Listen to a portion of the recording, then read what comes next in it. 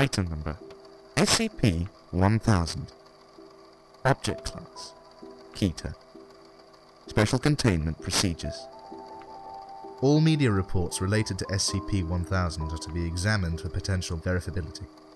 All organizations and individuals investigating SCP-1000's existence are to be kept under surveillance by Mobile Task Force Zeta-1000 and discredited or administered anesthetics.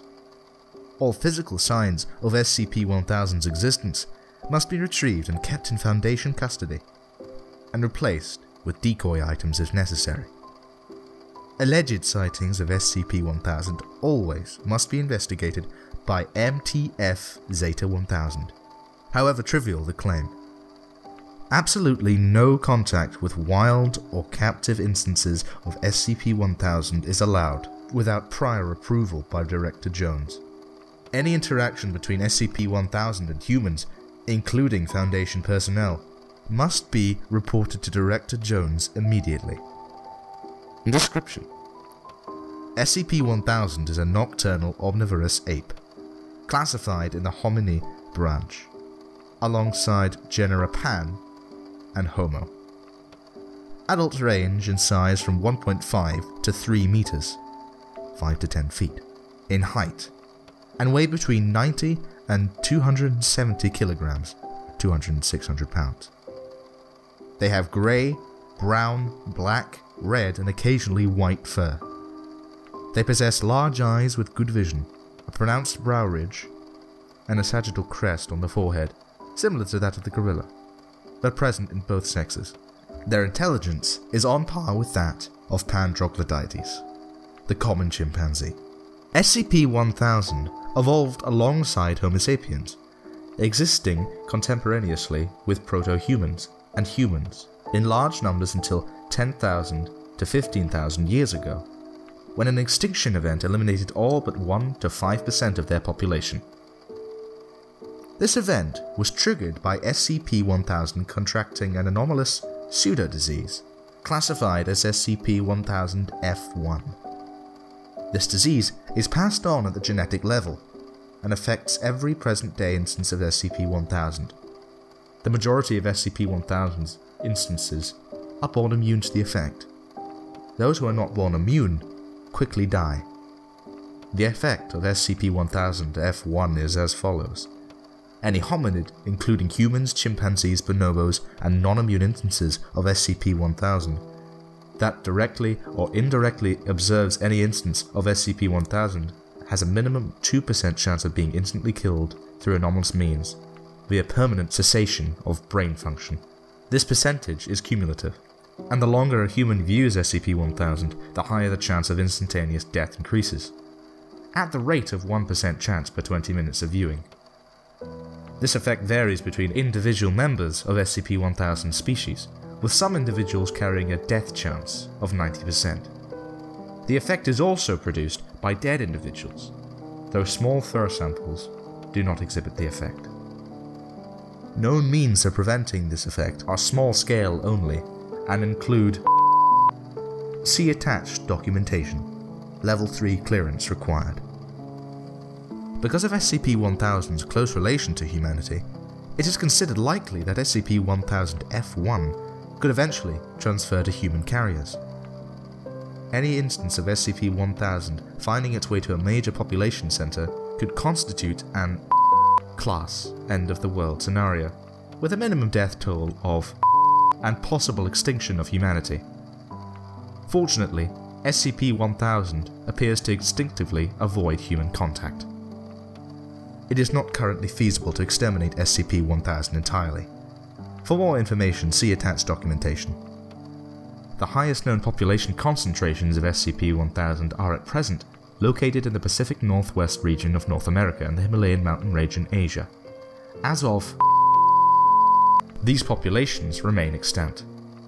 SCP-1000's presence and have also been documented within the past 5 years on every continent. All known significant populations of SCP-1000 located near human population centers have been eliminated. SCP-1000 came to the attention of the Foundation via contact by Dr. Franz in with the Children of the Sun, who identified them as outcast members of the Serpent's Hand. This group has since completely been destroyed by the Foundation, due to their reluctance to surrender information about SCP-1000, SCP, and SCP, since reclassified as SCP-1000 and SCP-1000. Remaining members have either joined the Foundation or have gone into hiding, presumably as members of the Serpent's Hand. Weapons, tools, and other unique pseudo-technological resources in possession of the organization have been classified as SCP-1001 through SCP-1000 and these resources have been made use of by the Foundation in multiple instances. For a full list, see documentation 103534-Y. Level 3 clearance required. Access to surviving ex-members of Children of the Sun is restricted to personnel with clearance level 4/1000, unless given direct authorization for contract by Director Jones. Further information is available to personnel with clearance level 3/1000 or above. Personnel with clearance level 3/1000 or above are required to read document Alpha 1596-1000. Addendum 10466-X. Update to Special Containment Procedures. As of SCP-1000's Special Containment Procedures no longer include Procedure 516 Luminia. Indicates that SCP-1000 may be developing a resistance to the sonic element will not develop further, so that Procedure 516 Lumina can still be used in emergency situations. Investigation into alternate means of reliably keeping SCP-1000 away from human population centers is underway. Whether SCP-1000 resistance to Procedure 516 Lumina was calculated, and as such may be a sign of SCP-1000, or coincidental, by chance of natural species variation, is unknown at this time. Level 3 clearance required. Security clearance adequate. Access authorized. Document Alpha 1596-1000. Missive from Director Jones.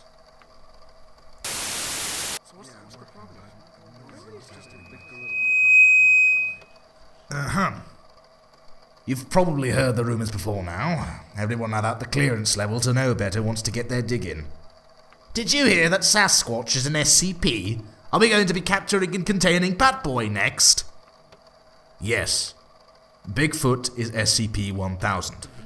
I'm sure you snickered, don't worry. Contrary to rumours, we don't actually assign you to Keter duty for finding something humorous. You think Bigfoot's funny because we want you to think that Bigfoot is funny. We have bankrolled Hollywood comedies and farcical documentaries, paid off men, gorilla suits, perpetuated hoaxes with bear prints and goat fur, bribed and brainwashed cartoonists to get especially silly depictions on children's television. I mean, even the term Bigfoot comes from us. Planted in the media in 1958, a term people will find even harder to take seriously than Sasquatch. Why? We'll get to that. The information in the article that you've already all read isn't entirely true. There are 2 direct lies, and plenty of lies of omission. There is no such thing as the anomalous pseudodisease referred to as SCP-1000-F1. SCP-1000 does not possess a magical death aura. In fact, SCP-1000 does not directly exhibit any anomalous effect whatsoever. We also lied about SCP-1000's intelligence level. SCP-1000 aren't chimp-level smart. They're smarter. To be precise, they are exactly as smart as us. That brings us to the Lies of Omission. That's what this presentation is for. The lies came from me, so I figured the truth should come from me as well. This is the story we got from the Children of the Sun that defected from us. It's a story we didn't believe, refused to believe at first. As you've already read, the apes we call SCP-1000 evolved alongside us. We walked in the daytime, they walked in the nighttime, our nocturnal siblings in the shadows. But while we were still wandering hunter-gatherers, they changed. like we would a few thousand years later. Tools, weapons, agriculture, domesticated animals, stable settlements. As humanity blinked in the Pleistocene sun, SCP-1000's population exploded across the night. They blanketed the planet in tens of billions. They made things that we still can't comprehend, even though we've thoroughly studied the surviving pieces. Organic technology. They made trees and birds of prey grow into fast-moving ships, herds of animals that became trains, bushes that became flying vehicles. From insects and pigeons, they made things equivalent to cell phones, televisions, computers. Atomic bombs. The children describe vast, shining cities stretching across glaciers and penetrating the deepest caverns. Grown skyships of ivory and spider silk. Creatures tending them with hundreds of blinking eyes. We were rare, like gorillas now. A few 100,000 left at best. We avoided their settlements just like wild animals today avoid ours. SCP-1000 understood we were intelligent like them, but avoided us, just as we avoided them. Saw us as fairies, as gnomes, ascribed us supernatural powers, said we ate bad children while they slept in daylight. They fenced off our dwindling wild populations in conservatoires, outlawed poaching, but in the underground consumed our bones as aphrodisiacs. Then their civilization fell. And we did it. By we, I don't mean the Foundation. By we, I mean humanity. Story's money. Supposedly a trickster forest god showed humanity a favor. Showed us the master's tools and how to use them. Why we did it, we don't know. Perhaps they hunted us. Perhaps we were simply afraid. Perhaps it was just that they fenced us in, unintentionally or not. We simply don't know what the truth is. Somehow, we acquired SCP-1000's own technology, and with it, we instigated an SK-class dominance shift, in which humanity became the dominant species on Earth.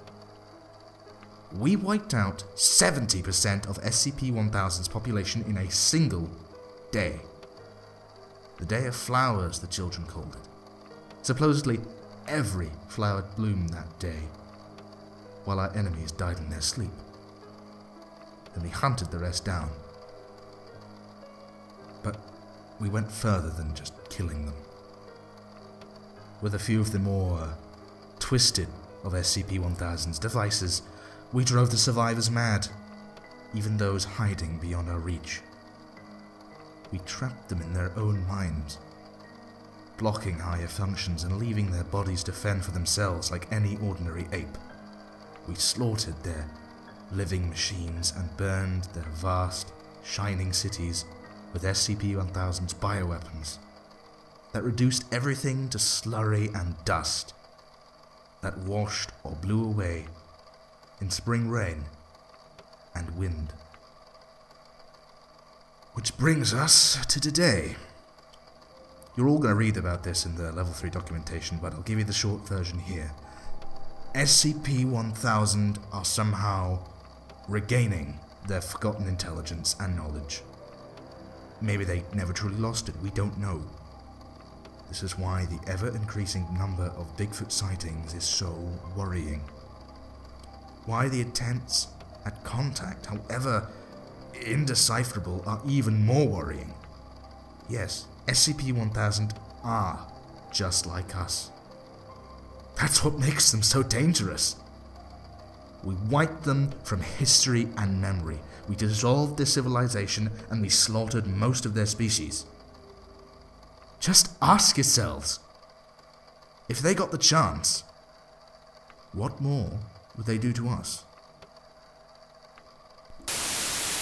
Addendum 1000-056-D. Instances of SCP-1000 have tried to make contact with Foundation personnel on multiple occasions. Most of these attempts at contact have untranslated. Their recent attempts show that some instances of SCP-1000 are capable of communicating in English. Log 1000 AD 065 X1. The following is a rough translation of recent SCP-1000 attempt at communication with Foundation personnel on We forgive you. Given choice for now, not forever. Let us back in.